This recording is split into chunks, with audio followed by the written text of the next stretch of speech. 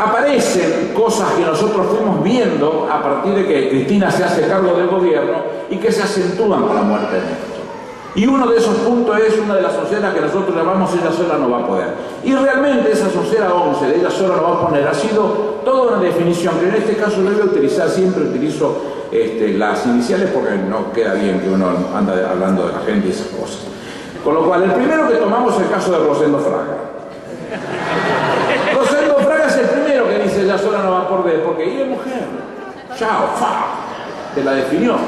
Entonces nosotros nos pusimos a buscar elementos que fueran comparables con la brutalidad de este tipo y encontramos un autor, que ya te voy a decir quién es, que lo que él dice, este autor, que cuando las sociedades se degradan porque se meten debajo de un determinado caudillo, se asemejan a la mujer cuando la mujer se deja someter y se mete debajo de ese determinado caudillo. El que dice esto es Hitler en mi lucha. Este es el nene con el que se compara este personaje.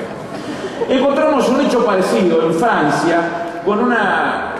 Mi francés es medio choto, con lo cual pido disculpas, pero el grupo se llama Chiens de Garde, que son las perras guardianas. Es un grupo de mujeres que se juntaron para defender a la mujer, como el caso de Blanquita, que es la presidenta de una ciudad tan importante como Paraná, que ejerce poder político y que normalmente dice, como el poder es fálico, el poder no acepta que sea la mujer la que lo lleve a la práctica, como esta presidenta o como sucede con alguna gobernadora. Entonces, ¿qué hacen estas perras guardianas? Se abroquelan para ponerle banca a la mujer cuando la mujer tiene que ejercer el poder político. Pero después nos volvemos, seguimos buscando qué sucedió después de la muerte de Néstor, qué nos decían en el observatorio de Loma, la Universidad de Loma, que para eso están, para observar. Los chicos nos bajaron toda una información que nos muestran con claridad que lo que hicieron fue agraviarla tantas veces como pudieron, pegándole en los tobillos a Cristina para que cayera de rodillas, desesperadamente para construir esa impensada situación, que no lo pudieron conquistar.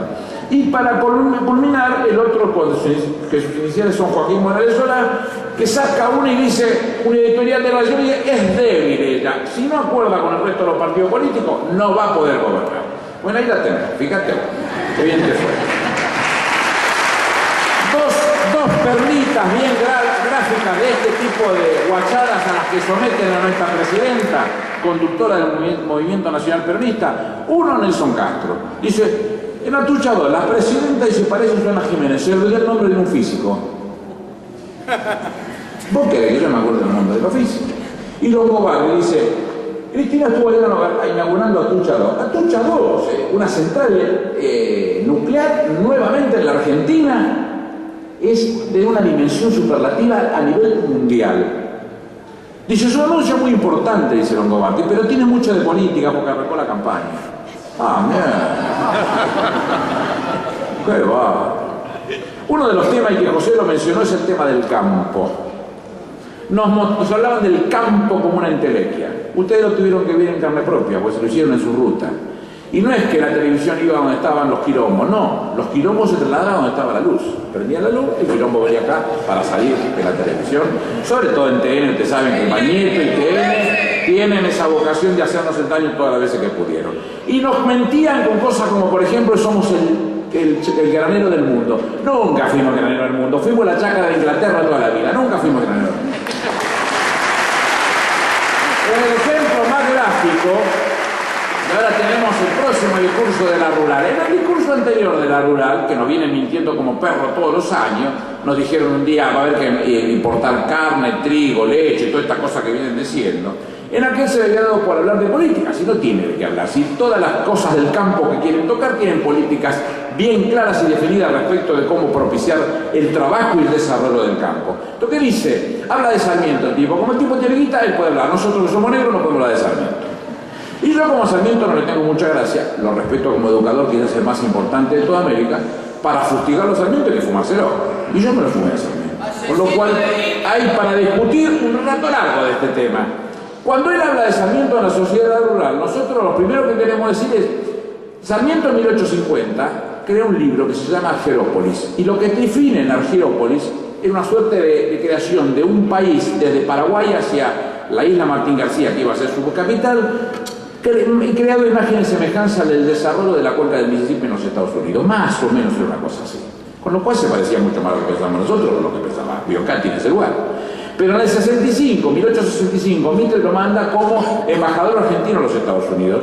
Y Sarmiento, enamorado de la situación de cómo había culminado la guerra civil en los Estados Unidos, el norte le había ganado al sur y tenían 4 temas bien definidos: el desarrollo del mercado doméstico, fuerte control aduanero, desarrollo de la política industrial, desarrollo de la política agropecuaria. Es la política de nuestro gobierno eso. ¿Qué tiene que ver con lo rural? Y además, si Sarmiento hubiese vivido en ese momento, no hubiese estado en la rural, hubiese estado en Tecnópolis, con lo cual no tenía ningún sentido lo que estaba explicando. De ninguna manera, no había forma que lo pudiera ordenar. Lo que es peor, Sarmiento, cuando asume la presidencia, le dice a la Asamblea Legislativa: tendremos 100 Chivilcoy. ¿Por qué Chivilcoy? Porque era una ciudad creada con el objetivo de que fuera el ejemplo del resto de las ciudades. Un eje urbano y después una suerte de cadenas de chacras alrededor de su ciudad. No tuvieron ninguna más, una sola, y nunca más. ¿Por qué? Porque se puso fuertemente la sociedad rural, que era presidida por su fundador, que se llamaba José Alfredo Martínez de Oz. Cuando Juan Perón hace las modificaciones al estatuto del peón, de la parcería y de todas las modificaciones en el campo, los que más iban con los tapones de punta en la sociedad rural. ¿Quién era el presidente? José Alfredo Martínez de Oz, nieto de aquel José Alfredo Martínez de Oz, padre de este que estamos jugando por los delitos de esa humanidad. Tan criminal como los otros, que lo llamaron golpes militares, pero eran cívicos militares. Estos corruptos eran los que estaban al frente y mandaban a matar a nuestra gente para hacer plata.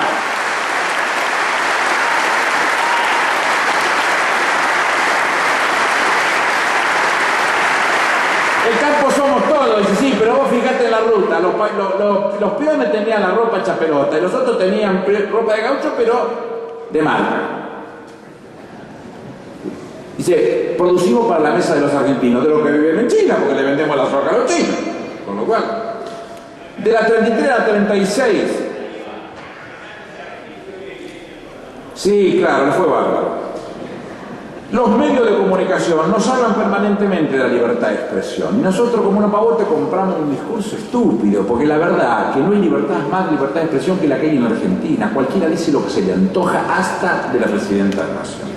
Eso es libertad, no se pueden quejar, pero ellos lo usaron siempre, esa teórica libertad, como una método de extorsión, de apriete. Con 5 tapas te volteamos los presidentes. Te decía, nosotros no somos perros para que no corran con el diario. Se lo tenemos dicho más de una vez y lo sostenemos cada vez que sea necesario. Con lo cual, lo que pretendemos es hacer una gráfica bien clara en el primer libro de que son mala leche, son tipos que se ponen serio con cara de vivo, son tipos que te citan un montón de autores que nunca leyeron ni lo van a leer en su vida, y nosotros, para mostrar la gráfica de lo que son, agarramos un escrito de Jauretche de los años 70. Había una discusión entre la derecha nacionalista y la derecha liberal, la derecha nacionalista representada por Onganía y su funcionario, y la derecha liberal representada por la Diario de la Nación. Vino uno de sus embajadores que cumplían todo con el formato típico, eran militares, cursillistas, no digo que sea bueno ni malo, cada uno haga lo que quiera, pero este es el formato que tenían con Onganía, y la derecha liberal representada por el Diario de la Nación.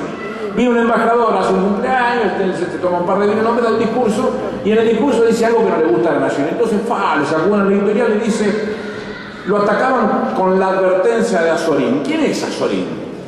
Azorín es José Martínez Ruiz. Formó parte de la generación del 98 en España, con Jacinto Benavente, con Antonio Machado, con Miguel de Unamuno, amigo personal de Pío Baroja, un tipo de una formación intelectual superlativa. ¿Y qué decía este hombre, de novelista español? Decía, tenga el político la virtud de la eubolia. ¿Qué es la eubolia? Entonces uno se fue a buscarlo, pero la verdad que no tenía idea. Entonces decía, ser discreto de lengua, cauto, reservado, no decir sino lo que conviene decir. La recomendación de Azorín, que le decía el Diario de la Nación. Entonces don Arturo escribe en febrero del 70 una nota que se llama La eubolia, los eubovivos y los euboludos. ¿Y qué quiere decir? Para resumirlo, porque no se hace muy lunga la cosa. Él dice, los eubovivos y los euboludos, y cómo se divide el tema de la eubolia, de los que quieren tirarse de la derecha a la derecha, la realidad que terminan siendo tipos que solamente se ocupan de la forma, no se ocupan del fondo. El fondo nos importa muy poco, le importa la forma, a ver cómo se cuida el cartón pintado, lo demás está todo bien. Y yo mostraba un ejemplo, perdón por la autorreferencia, pero que me había pasado a mí. Juan Cabandier, que encabezó la lista de diputados de la Ciudad Autónoma de Buenos Aires por nuestra lista, es un compañero hijo de desaparecido, su papá tenía 19 años, su mamá tenía 17 años, los chuparon, la mamá la tuvieron cautiva en la ESMA hasta que parió, después los mataron a los dos y se lo dieron a un hijo de puta para que los criara, como tantas cosas que han pasado. Entonces, uno de los funcionarios del Conejo Negro, el jefe de la Ciudad Autónoma, digo Conejo Negro porque ni los magos lo hacen trabajar, uno de los funcionarios del Conejo Negro le dice a Juan Cabandier por Twitter: trabaja de hijo de desaparecido. Y me dio tanto odio. Yo les pido por favor que ustedes vean en sus amigos, en sus primos, en sus hermanos, o en sus sobrinos, en sus nietos, pibes de 19, tenía el padre de 17, la madre.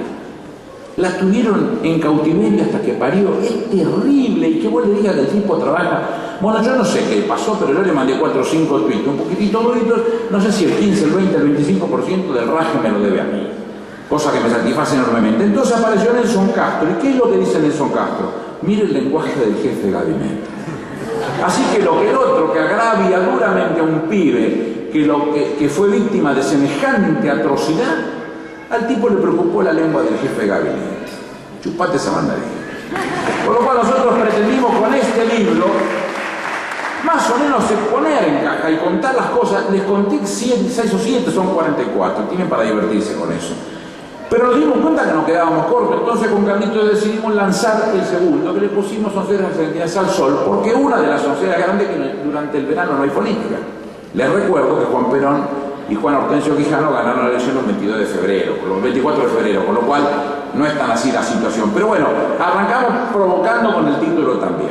Y pretendimos hacer con este libro, el verde, el que están viendo ustedes acá, un homenaje a la juventud, un homenaje a la militancia. Y al militante más joven y mejor militante que yo he conocido, que se llamó Néstor Carlos Kirchner. Vaya mi homenaje de Nosotros inventamos un formato para comunicarnos, entonces creímos que podíamos inventar el tema del mail. Le mandamos un mail a don Arturo nuevamente diciéndole: mire, usted sabe, este tema camina, lo podemos contar por esta vía. Nosotros no somos virtuales, somos políticos que decimos cosas a través de un libro. Ayúdenos con lo suyo y nosotros trataremos de presentarnos de la mejor manera para que comprendan el mensaje que estamos mandando. Y de la 1 a la séptima nos dedicamos a la juventud. La juventud para la derecha ha sido siempre el nuevo viejo enemigo. Toda la vida la derecha no quiso tener ni de cerca la juventud. Don Arturo decía: no es posible quedarse a contemplar el ombligo de ayer y no ver el cordón umbilical que aparece a medida que todos los días nace una nueva Argentina a través de los jóvenes. No se lamenten los viejos de que los recién venidos ocupen los primeros puestos de la fila, porque siempre es así. Se gana con los nuevos. Se gana con los nuevos.